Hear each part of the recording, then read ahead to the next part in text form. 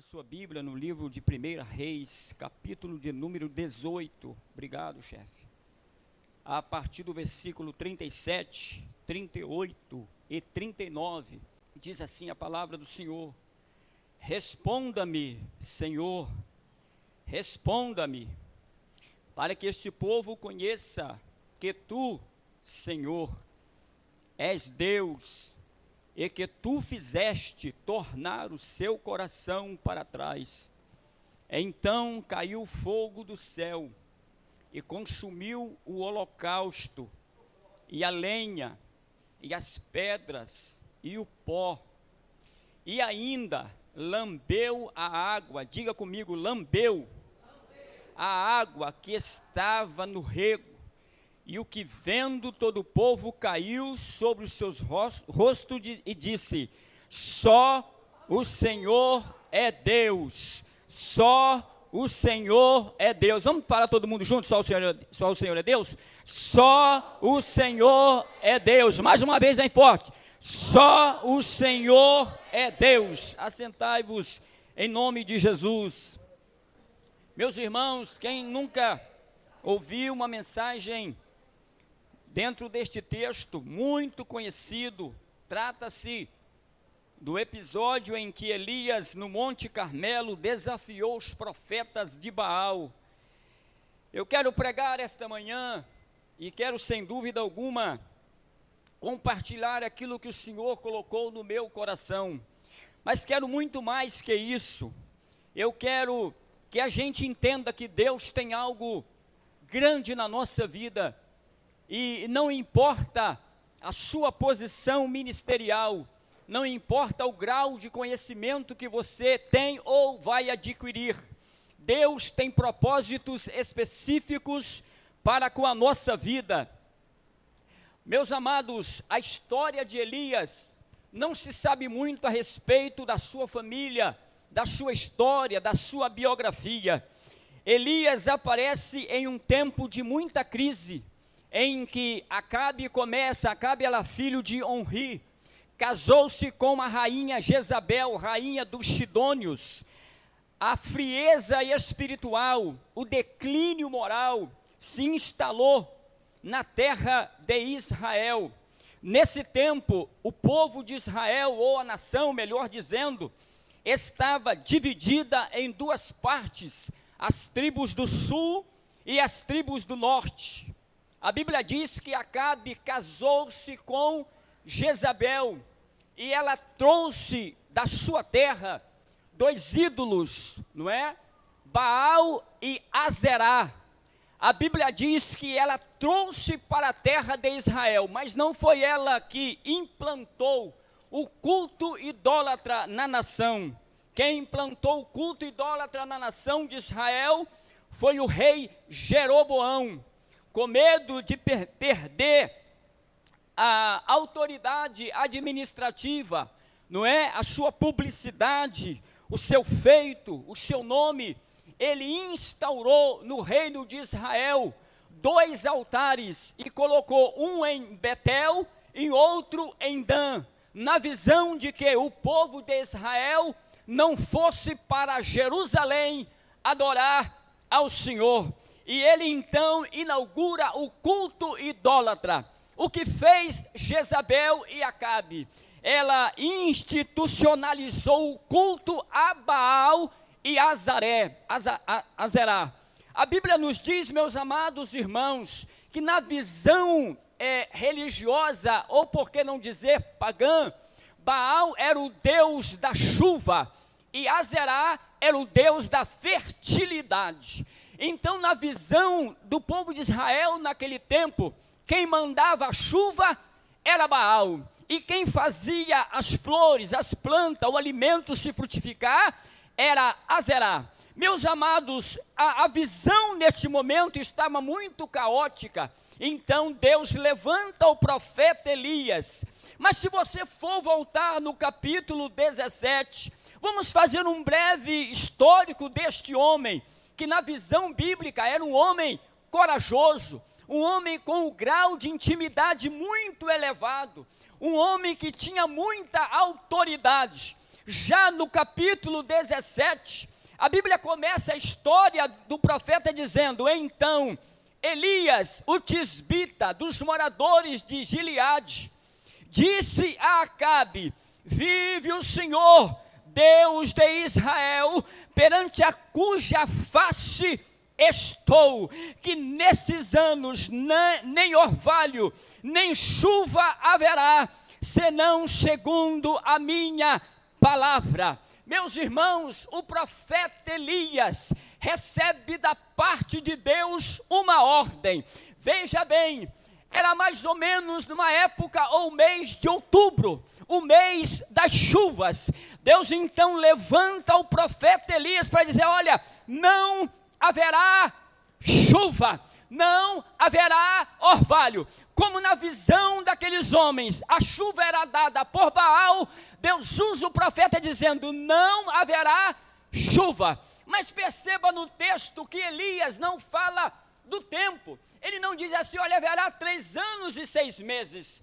A mensagem do profeta Elias, apesar da sua autoridade, apesar da sua chamada profética, a partir da sua intimidade com Deus, ele na verdade não sabia o tempo. Nós sabemos o tempo porque o próprio Jesus mencionou isso, e o apóstolo Tiago disse do tempo, mas Elias apenas destacou que naquele momento não haveria chuva sobre a terra. Ou seja, a profecia foi dada, mas o tempo estava com Deus. Significa dizer que quando nós entramos numa prova, num processo, Deus tem o tempo determinado, mas muitas das vezes Ele não fala se é 1 ano, se é 2, se é 3, sabe por quê?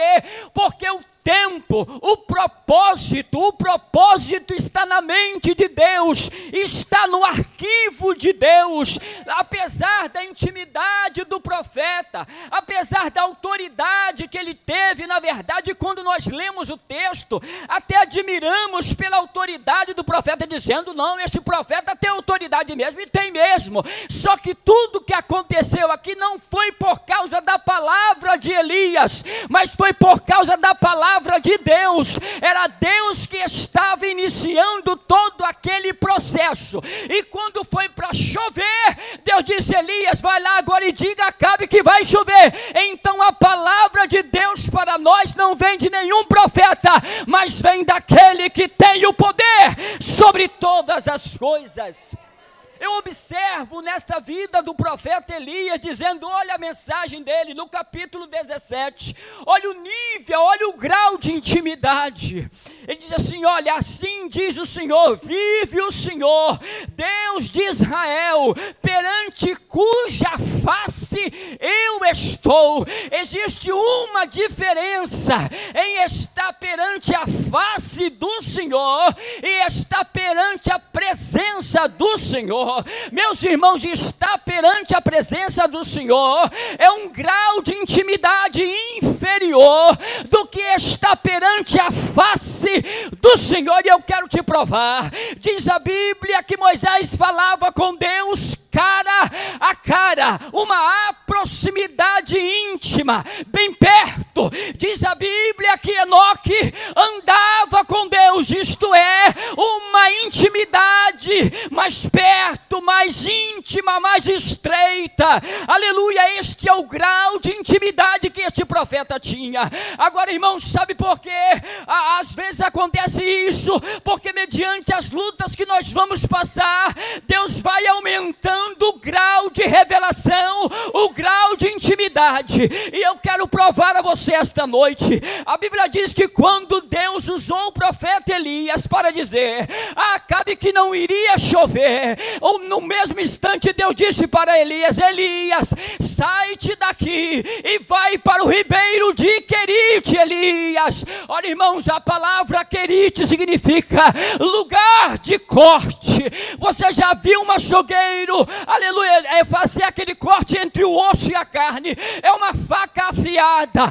Deus iria no Querite trabalhar com a personalidade e o caráter poder de Elias. Existem momentos na nossa vida que Deus nos faz ir para o Querite, porque Ele quer cortar alguma coisa em nós e nos aprimorar para a sua obra.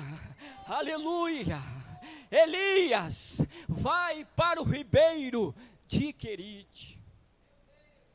Sabe o que eu tenho lá, Elias? A Bíblia diz que Deus reservou um corvo que levava pão e carne para Elias.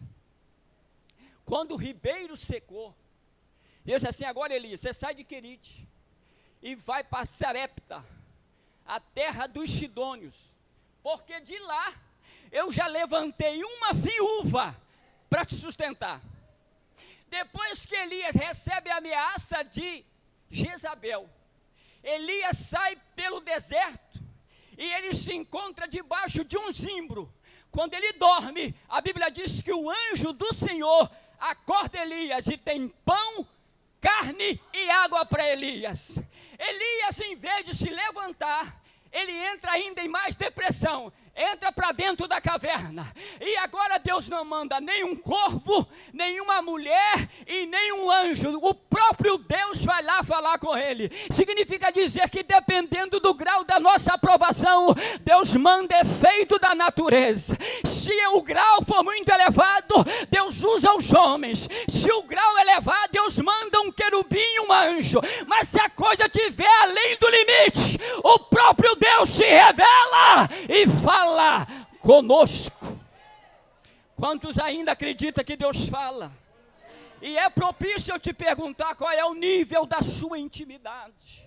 Qual é o nível, o grau da sua intimidade com Deus? Você ainda é aquele Daniel que quando entrava no quarto Deus falava com você, você se derramava na presença de Deus. Analise o nível da sua intimidade com Deus. Meus amados, incomodado com aquela situação precária da nação, aleluia, o profeta Elias faz um desafio.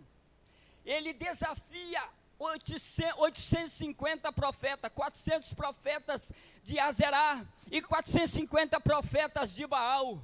Ele diz assim: olha, até quando vocês vão cochear em dois pensamentos? Vocês vão servir a Deus e a Baal? Tem que decidir, tem que saber de qual lado vocês estão. E eu proponho um desafio. Diz a Bíblia que o desafio foi aceito, e eles subiram ao Monte Carmelo, que dá uma altura mais ou menos de 550 a 600 metros de altura do nível do mar. E foram lá, e Elias fez uma proposta dizendo: olha, vocês irão sacrificar ao seu Deus, e eu vou sacrificar, mas eu vou dar oportunidade a vocês primeiro. Aí prepara o altar. Diz a Bíblia que os profetas de Baal prepararam o altar e começaram a clamar dizendo: Baal, responda-nos, Baal. E aquilo correu, irmão, desde a manhã até o meio-dia. Diz a Bíblia que os profetas de Baal clamavam, gritavam, pulavam, e pelo contexto bíblico, o altar estava aqui, eles pulavam em cima do altar. A Bíblia diz que eles cortavam em si, eles choravam. E aí Elias está observando tudo aquilo, porque o homem de Deus é tranquilo, irmão. E aí ele começa ironicamente a dizer: olha, grita mais alto. Quem sabe o seu Deus não está viajando, quem sabe ele não está dormindo, quem sabe ele não está tratando de alguma coisa lá do seu governo. Grita mais alto. Mas a Bíblia diz que Baal não respondeu, Baal não falou nada. Então ele disse assim: olha, já basta, chega, agora é comigo. Diz a Bíblia que Elias foi em direção ao altar, e olha o que está registrado no capítulo 18 e no versículo de número 30, se não me falha, no versículo 30 diz assim: então disse a todo o povo: chegai-vos a mim.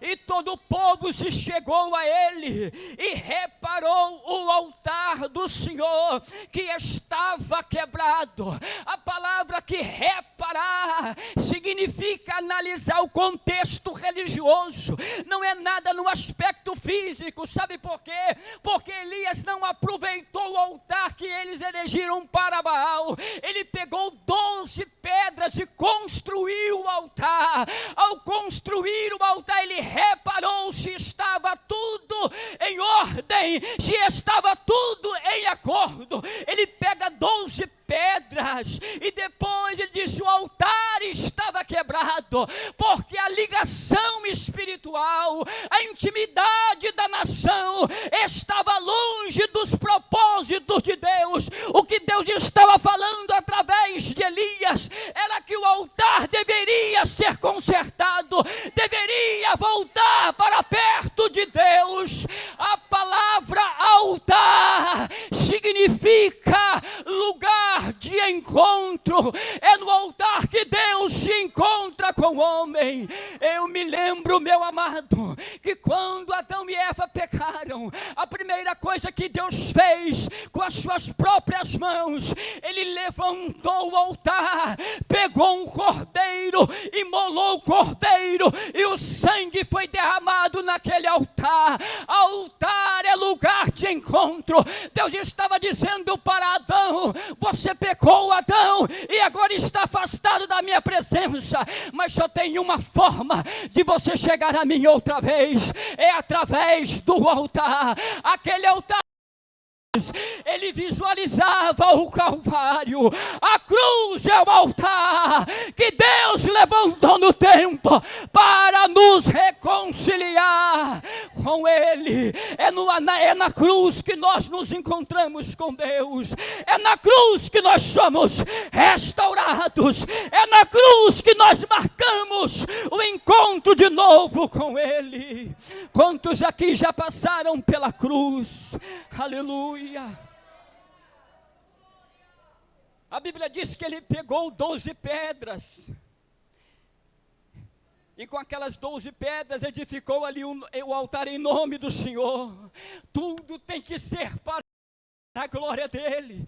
Ele levantou o altar, não era para o seu próprio ego, mas aquele altar era para enaltecer a Deus.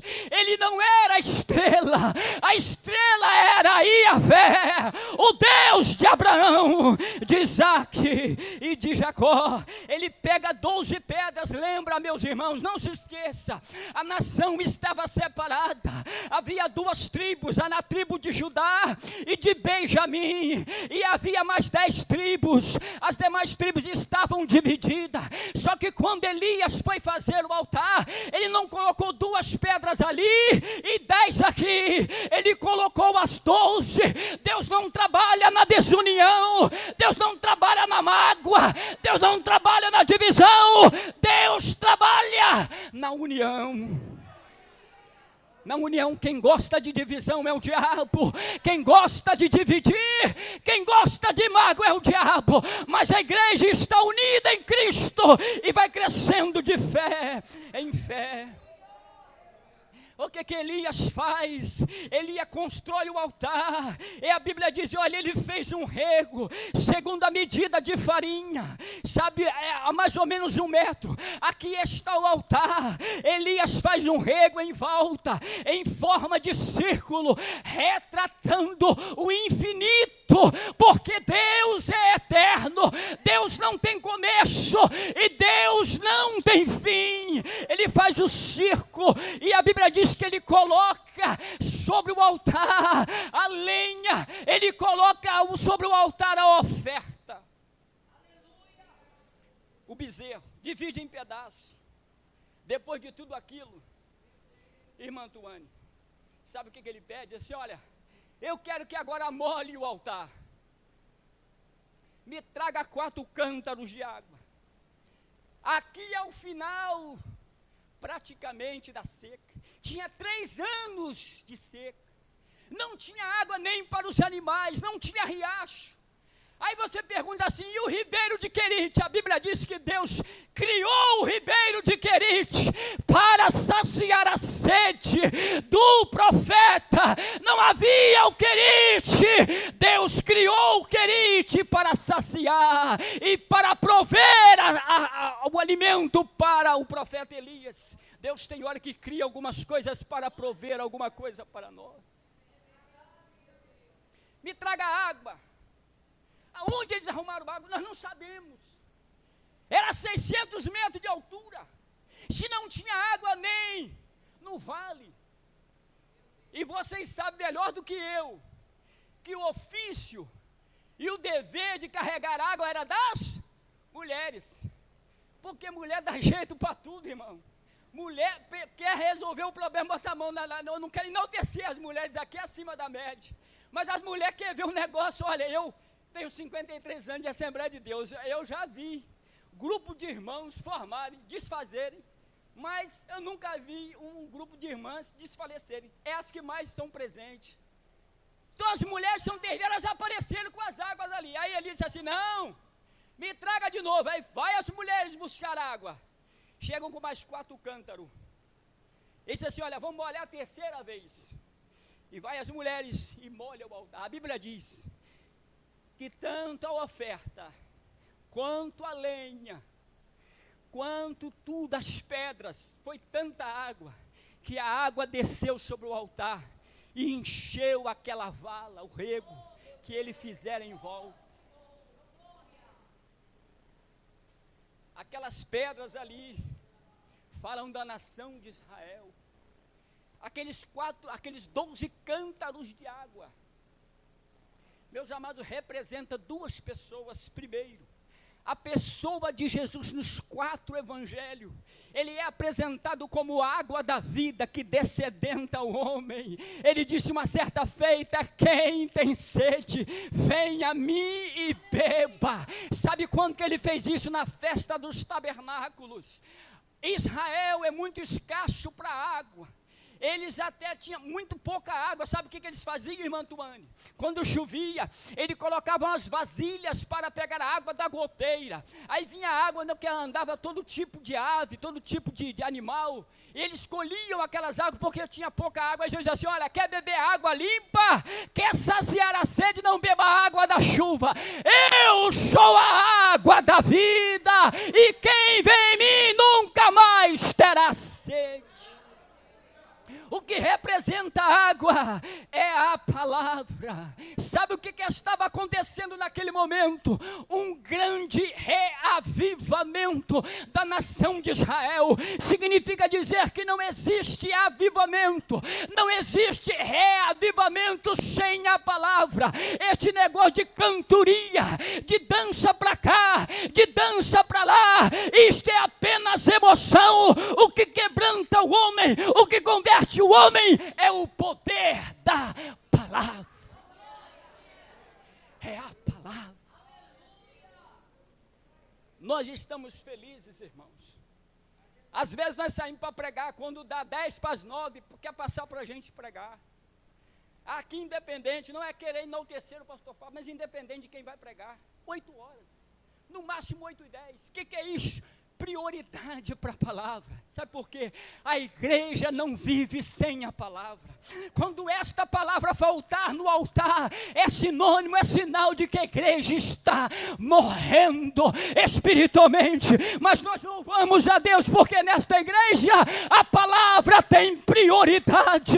A palavra de Deus é que faz algo acontecer. Elias então, ele vai perante o altar, e aí ele faz uma oração, e aí ele diz assim: sucedeu que oferecendo a oferta de manjares, o profeta Elias chegou e disse: ó Senhor Deus de Abraão, de Isaque, de Israel ou de Jacó. Elias estava fazendo aquela oração, irmãos, baseado na promessa e na fidelidade de Deus. Constantemente Deus está falando assim: eu sou o Deus de Abraão, eu sou o Deus de Isaque, e eu sou o Deus de Jacó. Significa dizer que Deus fez com esses 3 homens a aliança, sob juramento. E o que Elias estava trazendo naquele momento, era o caráter e a fidelidade de Deus, no cumprimento das suas promessas. Eu quero lhe perguntar esta manhã, quantos aqui têm promessa de Deus? levante a sua mão, fique tranquilo, porque aquilo que Deus lhe prometeu se cumprirá.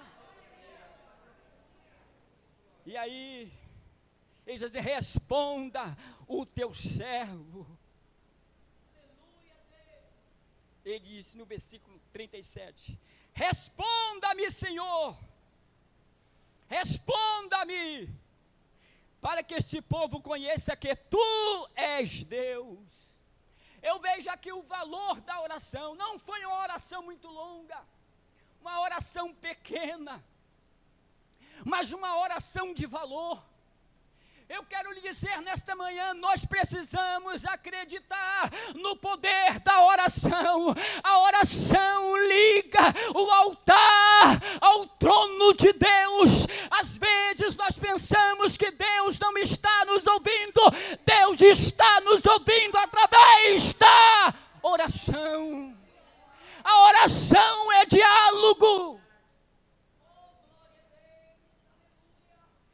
Talvez você não tenha tanto privilégio, tanta influência para falar com alguém da mídia ou na esfera política, mas você tem autorização de Deus para falar com Ele. Quando você dobra o seu joelho lá no seu quarto, a Bíblia diz que Deus inclina os seus ouvidos para ouvir a oração do justo.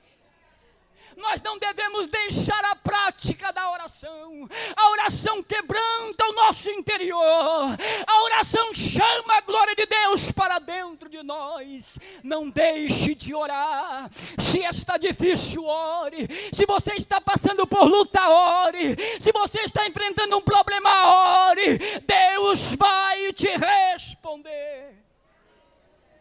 Nós temos uma péssima mania. Uma péssima mania, sabia, irmãos? Que às vezes nós acreditamos mais na oração dos outros do que na nossa própria oração. Irmão, ore por mim.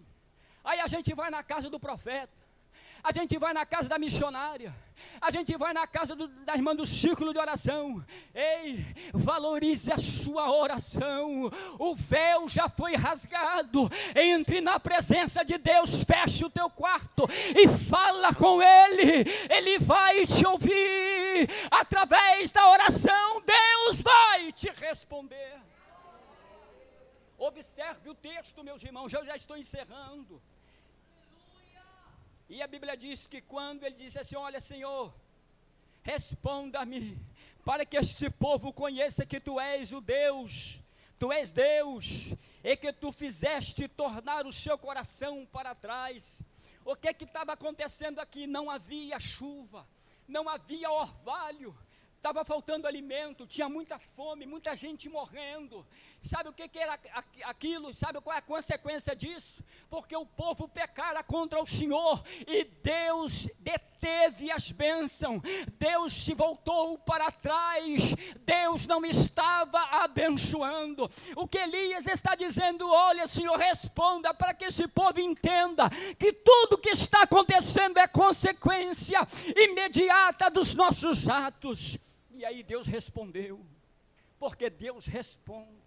Deus fala, Deus ainda fala conosco. Ele falou lá no tempo dos profetas, mas ainda fala no tempo presente. Quantos aqui acreditam que Deus ainda fala?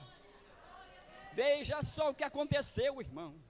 Enquanto Elias estava orando, diz a Bíblia, então caiu fogo do céu, fogo do Senhor, e consumiu o holocausto, e a lenha, e as pedras, e o pó, e ainda lambeu a água que estava no rego. Algo sobrenatural, não era algo natural. Quando o fogo desce, ele consome as pedras. Fogo natural não consome as pedras, mas não era fogo comum, não era fogo natural, era fogo de Deus. E as pedras que Elias construiu para o altar, o fogo consumiu a pedra. Mas olha a ordem, irmãos, olha a ordem. Eu estive atento a isso. Porque a nossa mania é ler desesperadamente. Mas quando a gente senta e empresta a nossa mente, aí diz Paulo, é a revelação, Deus nos revela coisa que está oculta. É a iluminação, quando você vai ler algo que não tem uma luminosidade boa, você até esquece de algumas coisas. Mas quando tem uma boa luz, luminosidade boa, você observa os detalhes. Aí a Bíblia diz que caiu fogo do céu e consumiu o holocausto. E depois que ele consumiu a lenha, o normal era o fogo consumir a lenha primeiro. Mas para provar que aquele fogo não era comum, primeiro ele consome o holocausto, para depois a lenha. Oh, irmãos, Deus está nos convidando nesta manhã a observar o sobrenatural de Deus. Deus quer nos levar a ver coisas sobrenaturais.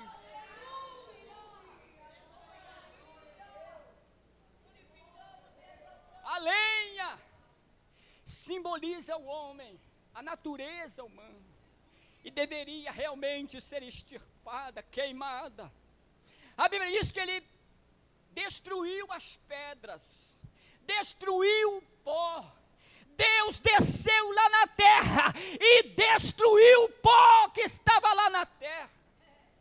Deus está descendo aqui nesta manhã para te dar resposta do seu problema. Mas observe,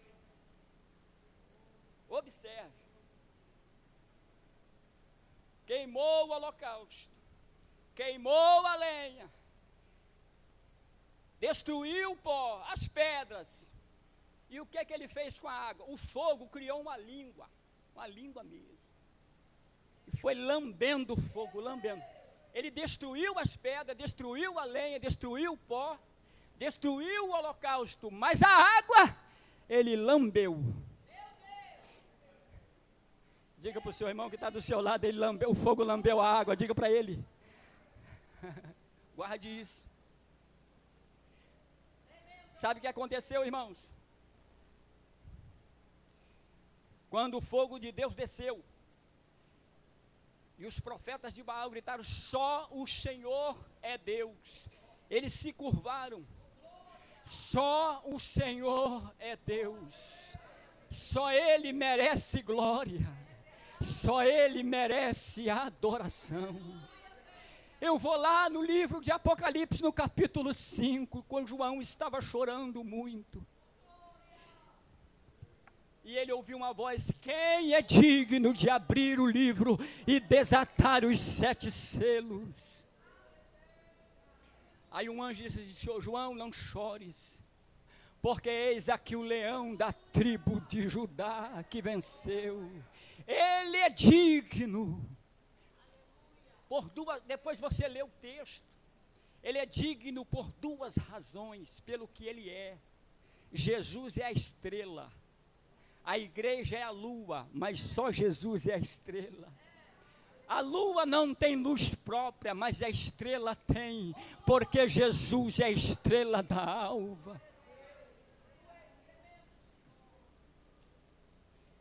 Aí, meus irmãos, quando Deus responde por fogo, ele lança a mão nos profetas de Baal, matou todos os profetas.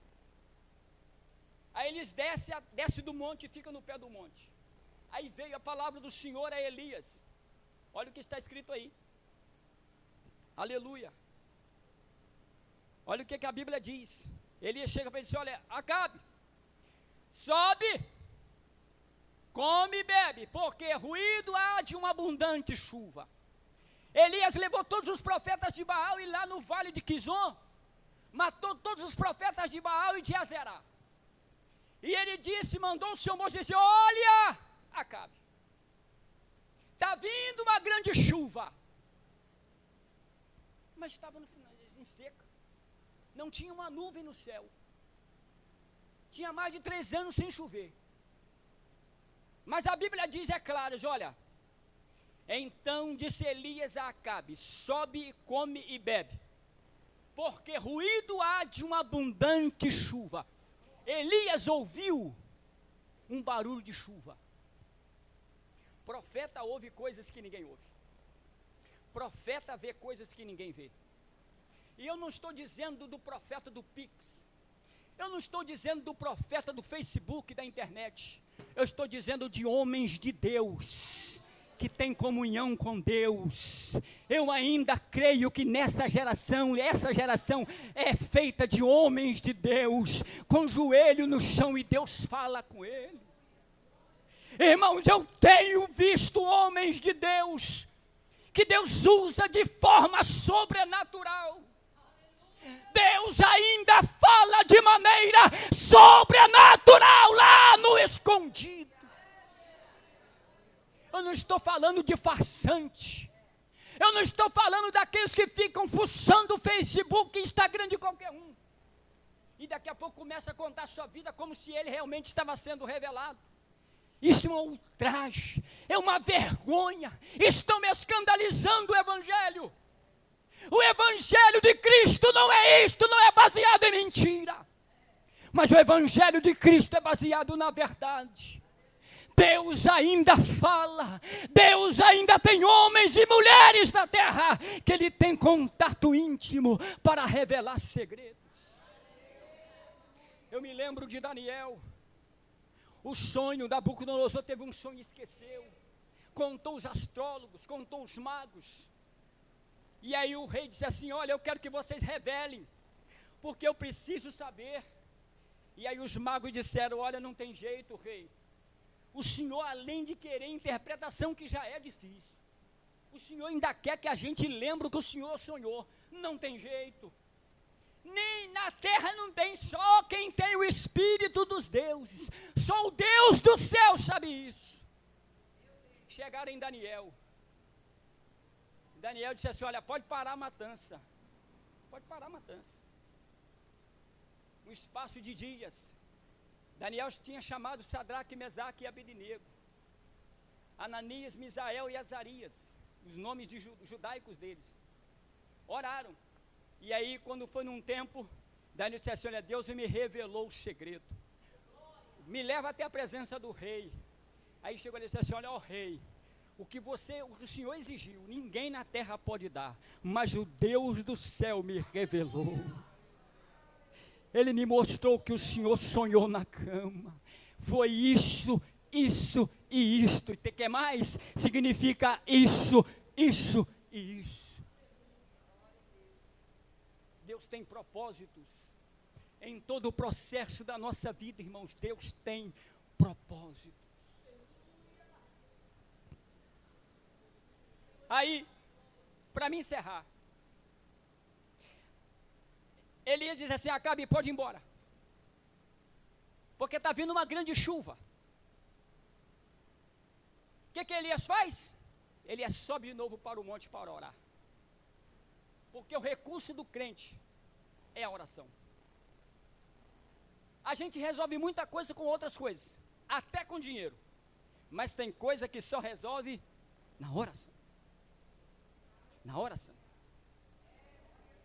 E quem sabe a gente às vezes não luta demais com armas que não é adequada para a luta. E Deus está nos dizendo: não é com essa arma, vai orar. Ora. Ora que resolve. E aí, pode ir embora. Sabe o que aconteceu? Acabe montou no cavalo, numa carruagem, que tinha 2 cavalos, e correu apressadamente, porque haveria de vir uma grande chuva. Enquanto isso, Elias subiu para o Monte Carmelo de novo. Aí a Bíblia diz que ele se ajoelhou e colocou a sua cabeça entre os joelhos, porque quando a nossa cabeça está de encontro com o joelho, dá certo. Dá certo. Enquanto a nossa cabeça estiver alinhada com o joelho, dá certo. Diga para o seu irmão: dá certo. Não é no braço e nem na força, é no joelho. Se resolve, aqui resolve. Jacó soube que Esaú, seu irmão, estava vindo para matá-lo. quando ele passou o Val de Jaboque, ele lutou a madrugada inteira com o anjo. E ele disse assim: olha, eu não vou te largar enquanto o Senhor não me abençoar. Sabe o que ele queria? A reconciliação com Esaú. E Esaú estava vindo com 400 homens para matar Jacó. O medo era tanto que ele até dividiu a sua família. Mas quando Esaú encontrou com Jacó, sabe o que eles fizeram? Jacó se prostrou 7 vezes. E a intenção de Esaú era matar Jacó. Mas aí disse assim: olha, irmão, eu te perdoo. Resolveu o problema. Sabe por quê? Porque quem ora resolve. Resolve. Ainda resolve. Ele disse assim: moço, volta lá 7 vezes. Elias orou. E não era assim pertinho não, irmão. Era distante. Porque Elias estava na planície, na parte baixa do monte. E aí ele teve que subir para ele ter a visão do mar. O céu estava azul. Azul. Aí o moço ia lá. Profeta, não estou vendo nada. Ele orava. Volta de novo. Ele ia lá. 7 vezes. Na 7ª vez, o moço disse assim: Elias, profeta, eu estou vendo uma nuvem pequena, do tamanho da mão de um homem, subindo do mar. Subindo do mar. Agora, por que a nuvem era pequena? Por que a nuvem era pequena? A gente sabe aqui do interior, irmão, que quando vai formando aquelas nuvens negras assim, cinzenta, e principalmente quando a gente era moleque, a mãe falava assim: tampa os vidros, tampa os espelhos. Tinha gente que enfiava até debaixo da mesa, debaixo da cama, de medo da chuva. Porque quando se falava em tempestade, a gente fica com medo mesmo. Mas quando o moço veio falar com ele, disse assim: olha, eu estou vendo uma nuvem pequena, do tamanho da mão. O que é aquilo? Durante uma seca. Nada. Mas aí o profeta dizia: já fala para cá para ele correr. E a Bíblia diz que Acabe correu. Só que tem um problema. O fogo consumiu o holocausto. O fogo consumiu a pedra. O fogo consumiu a lenha. O fogo consumiu o pó. E a água? O fogo lambeu. Aonde estava a água? Na nuvem pequena. Na nuvem pequena. O fogo não consumiu a água. O fogo lambeu a água. O fogo levou a água para o céu. E lá na frente Deus mandou a água através daquela pequena nuvem. E daquela pequena nuvem Deus transformou numa grande tempestade. Nós precisamos acreditar no sobrenatural. Aí olha o que aconteceu. Acabe pega a carruagem e corre. Elias está lá no monte, 600 metros. Sabe o que aconteceu? Olha bem o que aconteceu. E sucedeu que a 7ª vez disse: eis que uma pequena nuvem como a mão de um homem subindo do mar. Então disse ele: sobe e diz a Acabe, aparelha o teu carro e desce para que a chuva não te apanhe. E sucedendo que entretanto os céus se enegreceram com nuvens e vento, e veio uma grande chuva. Acabe subiu no carro e para o vale para Jezreel. E aí, no versículo 46, Elias estava no monte, a Bíblia diz que a mão do Senhor estava sobre Elias, cingiu seus lombos. Ele estava lá no monte a 600 metros, Acabe já estava no carro, a cavalo. Elias desceu do monte a pé e se encontrou e aparelhou com ele. Foi a mão do Senhor, foi o poder sobrenatural do Senhor que fez Elias correr mais do que os cavalos.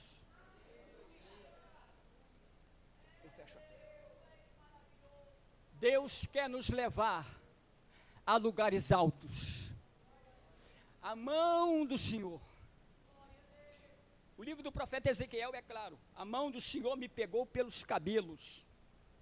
Significa dizer que o poderio, que a soberania está com ele. Quem manda no profeta é ele. Quem lidera o profeta é ele.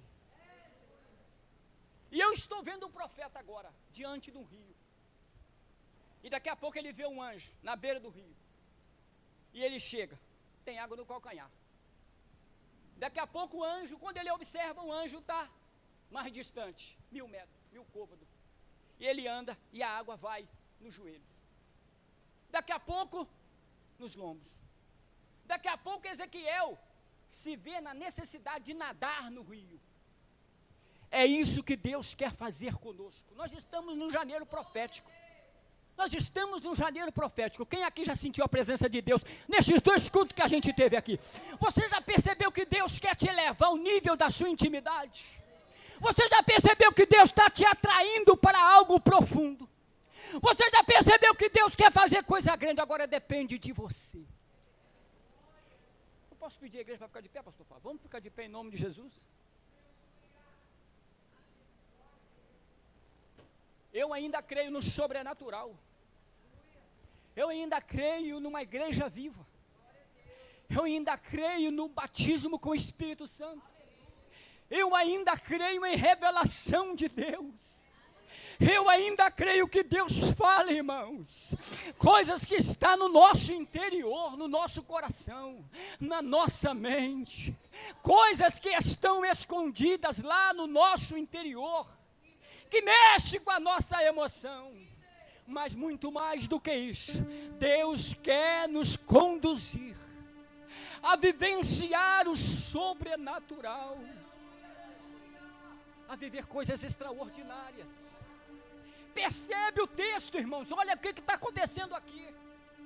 Naturalmente Elias não podia correr mais do que os cavalos. Ele estava ao monte a 600 metros de altura.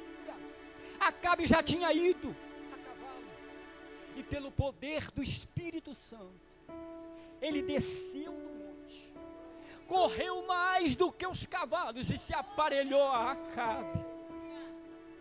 É o sobrenatural de Deus. Quantos aqui querem experimentar o sobrenatural de Deus? Levante a sua mão e diga: Deus, me faça viver coisas novas.